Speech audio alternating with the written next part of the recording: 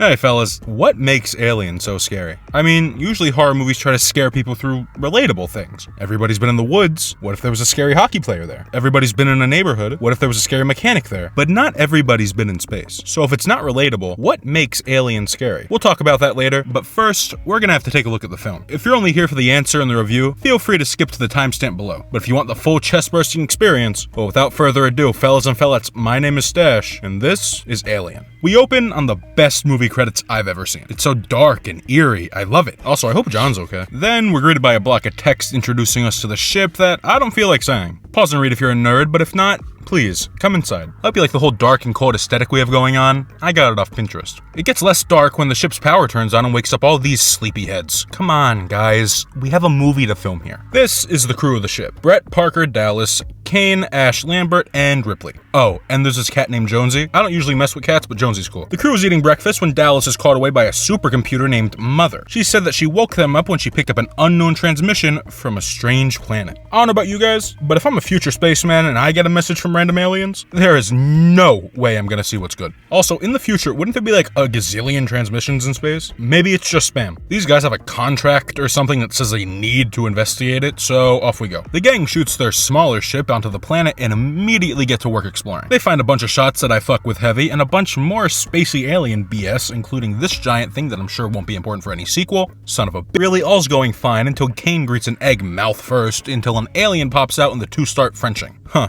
I swear I read this on Wattpad. Everyone freaks out and brings him back to the ship. The crew has no clue what this thing is, but I have the benefit of being real and having access to the villain's wiki. Turns out, this thing is called a facehugger. Huh, I wonder why. It lands Kane right in the medical wing. Ripley says that they should quarantine him, but everyone, and I mean everyone, tells her to shove it. I still get flashbacks from that word, quarantine.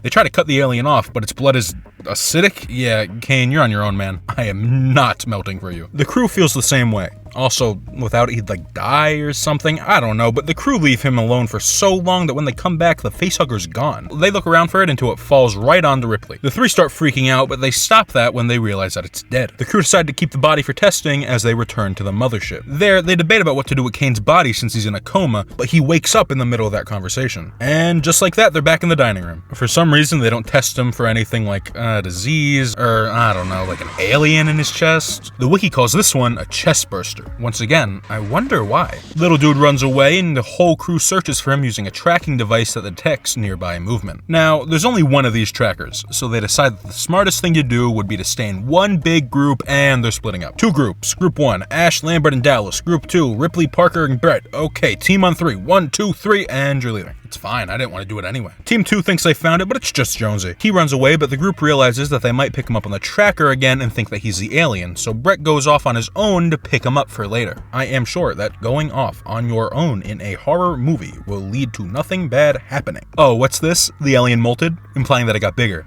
Huh.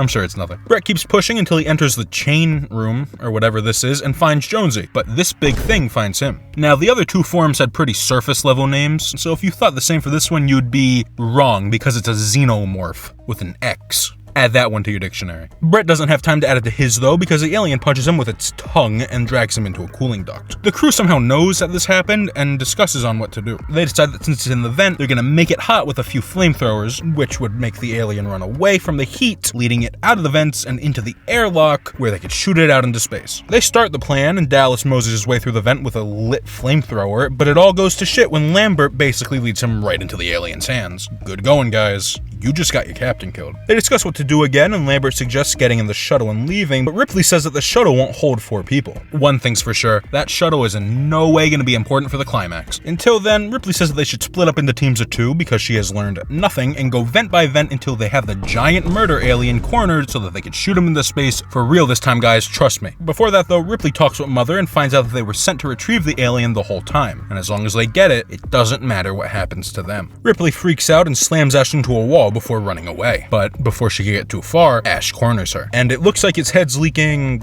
Oh, Oh my, someone's happy to see me. He's not happy to see Ripley though because he beats her down before Parker and Lambert show up to help. But no matter what anybody does, they can't seem to hurt him. Finally, Parker hits him as hard as he can and his head comes off. Turns out, Ash was a robot. I don't know why he's leaking liquid that looks like that, but it looks really unfortunate when he's sitting there covered in it. They turn him back on, there's a joke in there somewhere, and ask him how to kill the alien, but he says they can't because the alien is the perfect organism. Ripley is so done with this shit that she rips his power cord out and says that they're gonna blow up the ship and take their chances in the shuttle. And they torch Ash because fuck that guy. Lambert and Parker leave to get coolant, or something, while Ripley gets the shuttle ready and finds the cat. Ripley's able to do her two things, but Lambert's time is up when a shadow figure appears in front of her. Parker tries to help, but the alien catches him and tongues him down as Lambert dies off screen. A dumb way to go to match her dumb name. Ripley tries to help, but when she finds her friend's corpses, she books it back to the main room and pulls the self-destruct switch. She grabs the cat and tries to run to the shuttle, but she is cut off by the xenomorph. She fucking leaves the cat and runs away.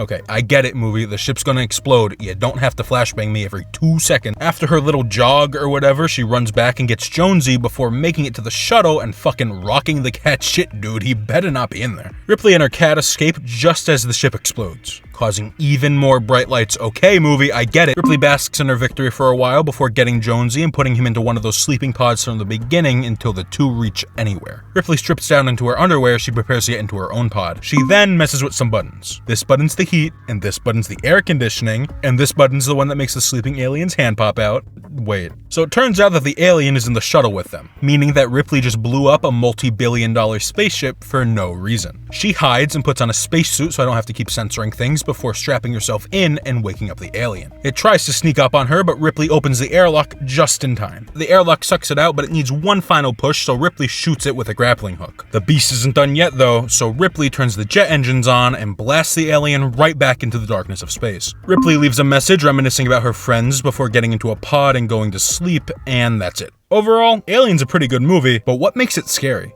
I've compiled a few reasons that I think make this film work. Reason number one, this movie is shot well. The old grain of the film makes it feel grounded and homemade. This causes even the fantastical elements to feel more relatable, even though no person has ever experienced anything like this. The cinematography adds to this, giving character to the twisting and winding passageways without having to overstyle them. It's just enough. It's not too cold, it's not too dark, it's just right. This Goldilocks area makes the events of the movie feel real. Even little details like Kane twitching after the chestburster shoots out of him help to make the film feel realistic. The movie doesn't rely too much on the futuristic environment, instead opting for a more grounded tone that could still be related to almost 50 years later. It's not too heavy in the fantasy elements. This leads me into reason number two, the dialogue. The dialogue is the most important way that the movie grounds itself in reality. Yes, it takes place on a spaceship, but the back and forth between the characters feels real. These characters don't fall into the dumb horror protagonist trope. They're tough. They aren't just running away from a giant force of evil, they are actively fighting against it. That's something we don't see a lot of in horror movies. But even though they're fighting it, they're still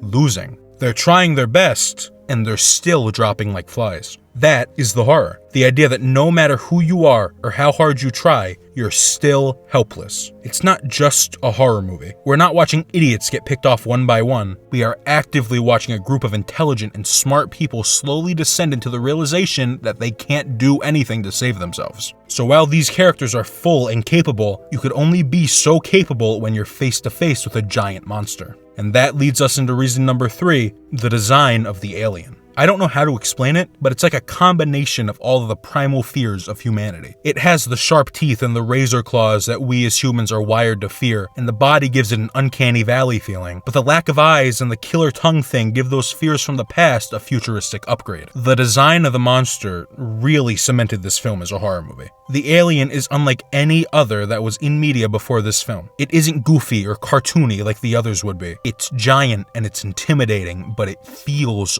real. I think that the most important thing about the alien's design is the saliva. It's a very small detail, but I think that it's the most important because it's a realistic one that would be overlooked anywhere else and helps to make the xenomorph feel like a real animal. So after all that, I'm willing to say that the reason 1979's Alien is so scary is because it does its best to ground itself in reality, allowing its audience to relate to the plot despite the futuristic elements at play. It stays grounded, and that makes it believable. So taking all that into account, Alien gets a 90 out of 100 on the Stache-ometer. In mustache terms, that's fantastic. Now, before you go, fun fact, the Xenomorph, the big bad guy of this movie, the alien, only has 4 minutes of screen time throughout the entire movie. And just to add insult to injury, it doesn't even show up until an hour in. That's so rude. That's like being fashionably late to your own party, dude. I feel like if you're gonna have something named after you, the least you could do is be in it for a minimum 5 minutes. And if you agree, you should subscribe, because I could assure you that I'm in all my videos for over 5 minutes. For better or for worse. Okay, seriously though, go ahead and subscribe. If you made it this far, you either liked the video or a facehugger popped out of nowhere and you can't move to turn it off. Either way, subscribe so you don't miss out on our next horrifying adventure. But until then, make sure you stay away from random eggs, talk to your mother, and comment your thoughts down below. I'm really curious, what do you guys think makes Alien so scary? I'll make sure to read your comments safely from my escape shuttle. I'll let you go do that, so fellas, I'll see you next time. Stache out.